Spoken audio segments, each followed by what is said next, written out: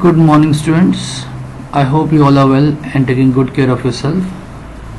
Students, in the previous introductory lesson, I told you that in your economics book there are altogether 14 chapters, but in class 9 we will finish the first 7 chapters. The remaining chapters will finish in class 10.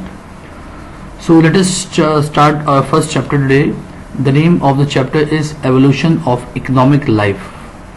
Before starting with the chapter, we'll just have a little bit introduction of what is economics. So we'll have an introduction that what is economics all about. An introduction to economics. Lionel Robbins has given the most appropriate definition of economics.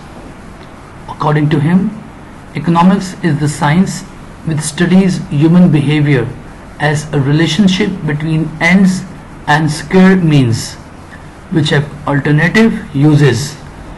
Now the term end refers to the final consumption of goods and services being provided to the people, and the term scarce shows a situation in which there is less supply of goods and services in order to satisfy human wants.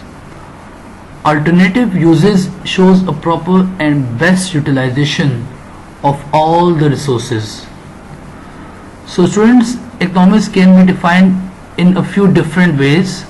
It is the study of scarcity, the study of how people use the resources and respond to incentives, or the study of decision making. It often involves topics like wealth and finance, but it's not all about money. Students, now there are some key terms which you should know as a student of economics. So there are some important terms to be known as an introduction to economics. So the first term is price.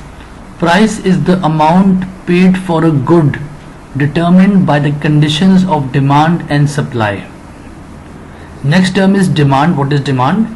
Demand is the amount of quantity demanded at a particular price. Next is supply. Supply is the amount of quantity supplied at a particular price. Price determination is the point of intersection between demand and supply. What is utility?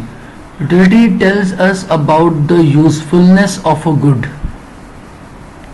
Economic activities involve buying and selling of goods and services in exchange for money. What is money? Money includes any object which can facilitate buying and selling.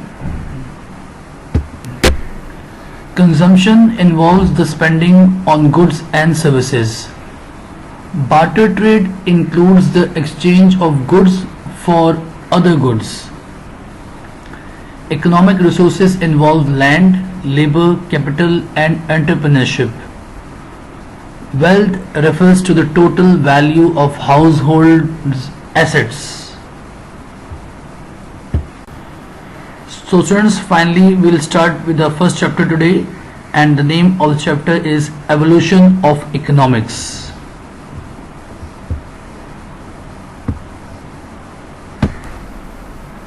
Evolution. The term evolution tells about the various stages of development. The whole world has evolved in the past hundred of centuries. The revolution of scientific technology has brought a great change in the field of knowledge. The long struggle of the revolution has divided the economic activities into 3 stages. Number 1 is hunting and gathering stage, number 2 is pastoral stage, and number 3 is agricultural stage. Now we are going to discuss all the 3 stages one by one. Stages of economic life. The first stage is the hunting and gathering stage. Before the eve of civilization, man used to live in caves. They used to hunt animals as a source of food. The uncertain conditions of finding the source of food compelled them to store the hunted animals. Therefore, people decided to save the resources of food supplies. This was the hunting and gathering stage. Now the pastoral stage. After the stage of hunting, the grazing of animals took place. Most of the animals were a useful source of milk, flesh, hides, and transportation. The ownership of cattle, precious metals led to the several activities of economic life. And the last stage was agriculture and handicraft stage.